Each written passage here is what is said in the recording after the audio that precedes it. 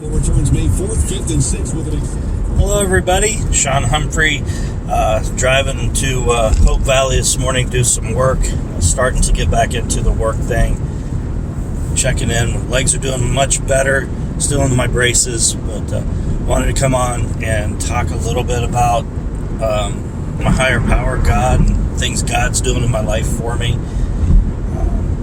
I was reading last night. I was at a meeting, and a lot of the topic was the third step of AA, which is where I make a decision to turn my life and my will over to God, or a power greater than myself as I understand them. And a lot of it was about faith, and the faith of just trusting the process, knowing that once I turn my will and my control over to God, that it allows me to relax. It allows me to just sit back and let the day go. Does that mean I just do nothing? No, of course not.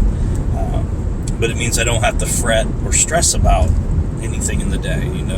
Everything is exactly as it's supposed to be right now in this moment. For how could it not be? In God's world, He's got the idea. He doesn't make mistakes. So everything that I'm experiencing, or everything that is going around me in the day, is exactly as it's supposed to be, and it's just up to me to relax into it, accept it, and move into it. So, it comes down to the attitude: faith without works is dead. My mom used to say to me a lot, don't pray for a hole in the ground and lean on the shovel God gave you, son. And so true. So true. For me, I'll never forget sitting in a big group meeting and treatment, my last treatment. And I was just so angry and pissed off about everything.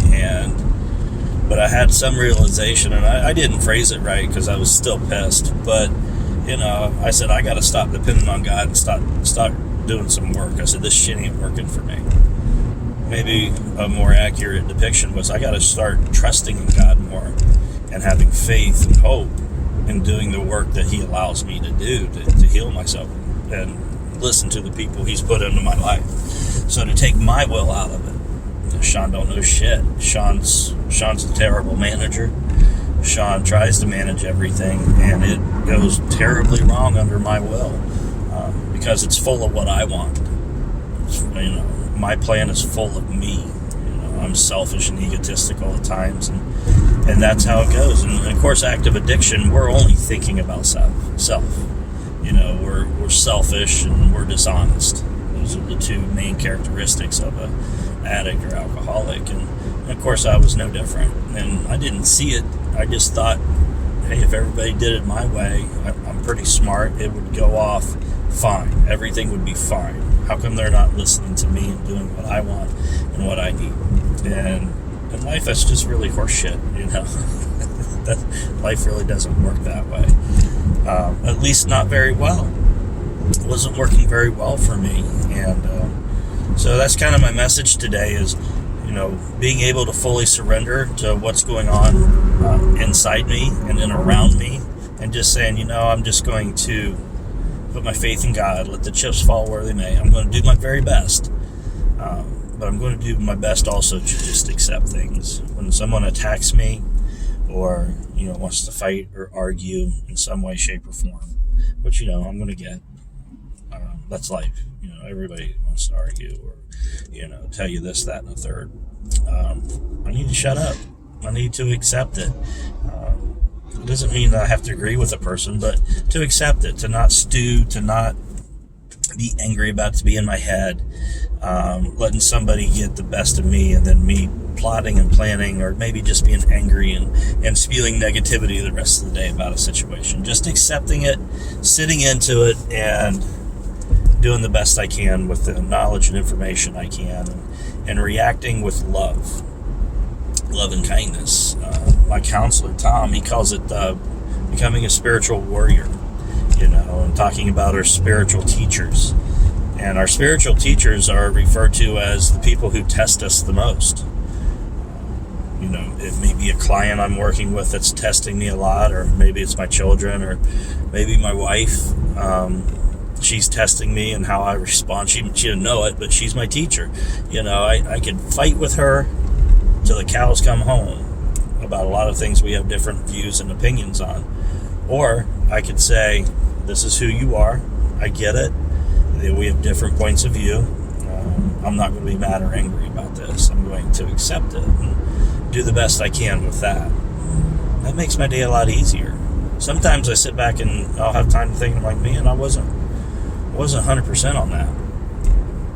Or after a reflection, I'll sit back and think, I was 100% on that. I feel pretty confident about that.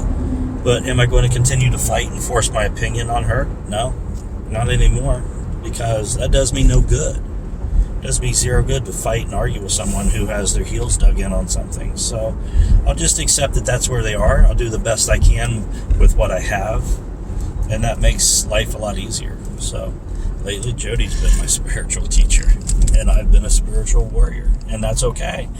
And that's just kind of where we are, and roles reverse, and people grow.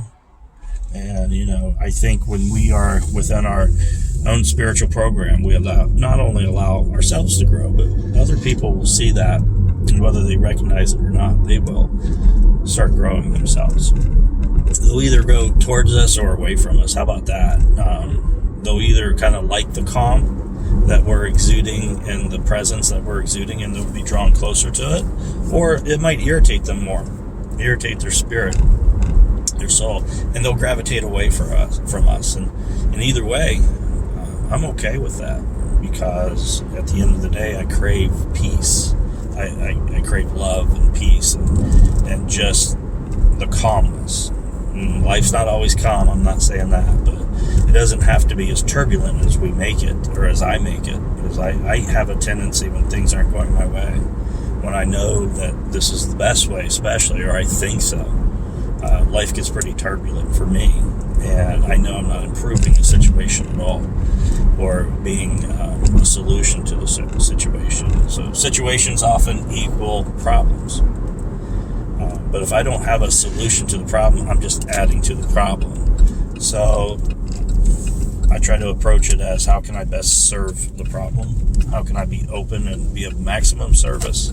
Sometimes it's into action. Sometimes it's my action is sitting back and being calm and giving it to my higher power. Praying that the Lord shows me what I need to do with it. And that's all I have today, guys. But I want everybody to know that I love you. In case nobody's told you that they love you today, Sean does. Everybody that's listening to this is worthy of being loved and giving love, and is valid. Take care.